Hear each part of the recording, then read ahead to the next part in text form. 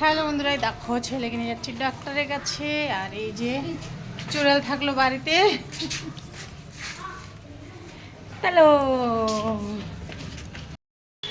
Hello, চলো যাওয়া যাক ডক্টরের কাছে। কালকে গেছিলাম উল্টো দিকে, আজকে যাচ্ছি এইদিকে। আজকে যাচ্ছি গলি গলির মধ্যে দিয়ে, তোমাদেরকেও নিয়ে যাচ্ছি। চলো, আর রোদ লাগছে প্রচুর।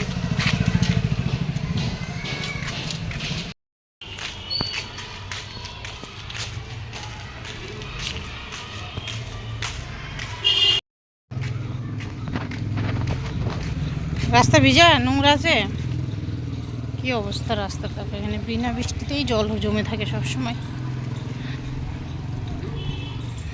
এইরকম অবস্থা।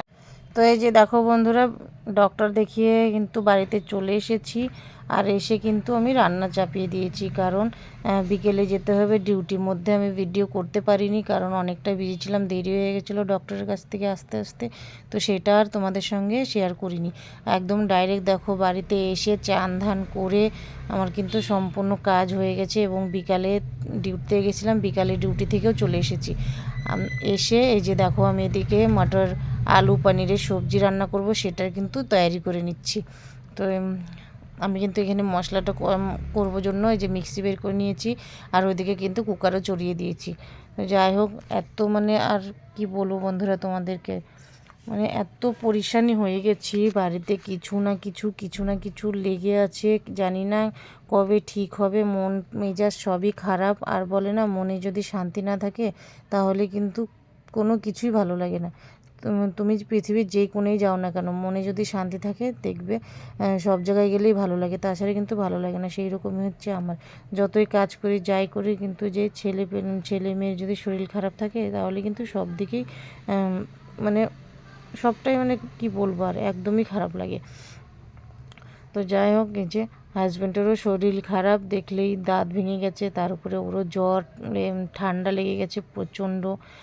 আর এই যে আমি কিন্তু এই যে এই মটরটা দেবো, এই মটরটা এই যে আমি যেটা ফ্রোজেন করেছিলাম, মানে বাড়িতে ফ্রোজেন বানিয়েছিলাম, সেটাই কিন্তু এই যে মটরগুলো কিন্তু খুব সুন্দর আছে, একেবারে বাজারের মটরের মতো দেখতে।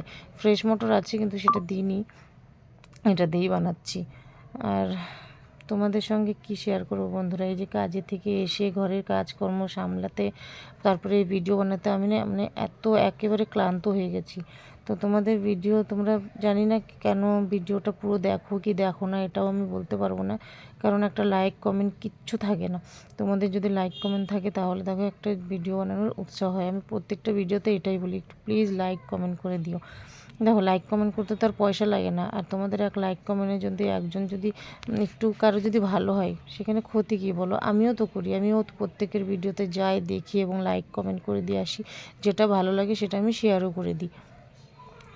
তো দেখো, সেটা তোমাদের ইচ্ছা, তোমাদের ব্যক্তিগত ব্যাপার, আর কী বলবো, সেটা বলে লাভ নেই।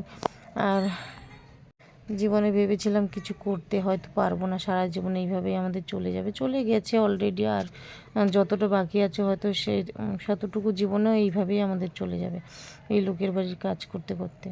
তো দেখো, যে পেঁয়াজটা কিন্তু পিষে আমি কুকারে চড়িয়ে দিয়েছি। এখানে আমি টমাটার, আদা, জিরা আর কাঁচা লঙ্কা দিয়ে এখন এই মিক্সি মানে এটা করে নেব, কারণ পেঁয়াজ টমাটো দিয়ে বানাবো তো ওই জন্য। আর এই ভিডিওটা কিন্তু আমার মঙ্গলবারে, বুধবারে ছাড়ার কথা ছিল, কিন্তু নেটওয়ার্ক এত প্রবলেম করছে, আমি কিছুতেই মানে এডিট করে ডিলিট করতে হয়েছে আমায়।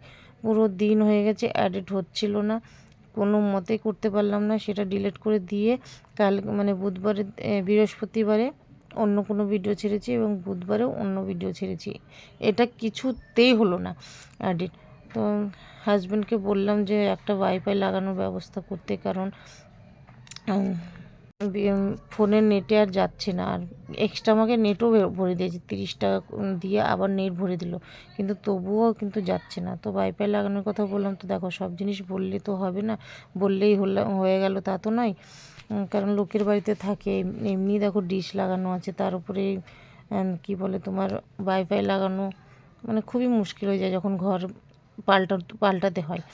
তো যাই হোক, এ দেখো কথা বলতে বলতে আমি ছেলেকে কিন্তু পপকর্ন বানিয়ে দিয়েছিলাম। ছেলে পপকর্ন খাচ্ছে, তো আমি ওকে বলছিলাম সন্ধ্যা দিয়ে নিতে, তাড়াতাড়ি করে খেয়ে। কারণ সন্ধ্যা লেগে গেছে। আর যে স্ট্যান্ডটা তুমি দেখলে, আমি তোমাদেরকে দেখালাম, সেই স্ট্যান্ডটা কিন্তু আমি যে বাড়িতে কাজ করি সেই বাড়ির দিদি দিয়েছে, বলেছে মেয়ের পড়াশুনো করার জন্য। তো ওই স্ট্যান্ডের উপরে রেখেই কিন্তু আমি এতক্ষণ ধরে ভিডিওটা বানালাম। তো এই যে বন্ধুরা দেখো, আমার কিন্তু সবজিটা অলরেডি চড়িয়ে দিয়েছি, আর এই যে গ্রেভিটা হচ্ছে, এখানে জলও দিয়ে দিয়েছি, আলু দিয়ে দিয়েছি, আর এই যে মটরটা আমি ফ্রিজ করেছিলাম সেই মটরটাই, 5 কিলো মটর ফ্রিজ করেছি। সেই 5 কিলো মটরের মধ্যে এর আগে একবার বানিয়েছিলাম আর আজকে বানাচ্ছি। মটরগুলো কিন্তু খুব সুন্দর ফ্রেশ আছে, একটুকু গন্ধ হয়নি, মানে দোকানে যেরকম পাওয়া যায় সেরকমই। আর এই যে অল্প পনির ছিল, আমার পনিরের কথাটা মনে ছিল না, তো এখন ফ্রিজে কিছু রাখতে গিয়ে দেখলাম যে পনিরে মানে কোটাতে আছে, তো ভাবলাম এই পনিরটাও এর মধ্যে দিয়ে দিই, তো আলু মটর পনির হয়ে যাবে, কারণ পনিরটা অল্পই আছে, বেশি নেই। তো এই হচ্ছে আমার আলু মটর পনিরের সবজি। প্রথমে তো আলু মটর ভেবেছিলাম, পনিরটা পরে অ্যাড করছি, ওই যে বললাম মনে ছিল না, ফ্রিজে কিছু রাখতে গিয়ে দেখি তো বের করে নিলাম, তো এর মধ্যে দিয়ে দেবো। আর মটরটা কিন্তু এই যে আমি যেটা ফ্রিজ করেছিলাম, বানিয়েছিলাম মানে বাড়িতেই, সেই মটরটাই ইউজ করছি। ফ্রেশ মটর এনেছে হাজব্যান্ড কালকে, তো ফ্রেশ মটরটা দিলাম না, কারণ এখন ছিলার সময় নেই। এই দেখো কালকে আবার নিয়ে এসেছে, এতগুলো মটরশুঁটি নিয়ে এসেছে, তো আমি ফ্রেশটা দিলাম না, ফ্রোজেনটাই ইউজ করছি, কারণ এখন ছিলার সময় নেই, যে কাজে যাওয়ার সময় হয়ে গেছে।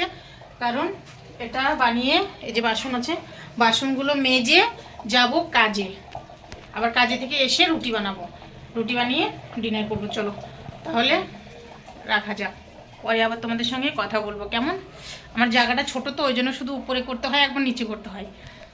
দেখছো না কিচেনটা এত ছোট, তার উপরে এই যে স্ট্যান্ডটা লাগানো হয়েছে, তার উপরে এই যে মুড়ি টুড়ি এরকম রাখা আছে, ওপরে না যেন কৌটোগুলো আছে, এই দেখো বড় বড় কৌটা এইদিকে পড়ে আছে, কিন্তু কৌটাগুলো তেল কাজটা হয়ে মানে তেল তেল হয়ে গেছে, ওগুলো ধুতে হবে, ওই জন্য মুড়িগুলো এরকম রাখছি, মনেই থাকে না কাজে থেকে এসে।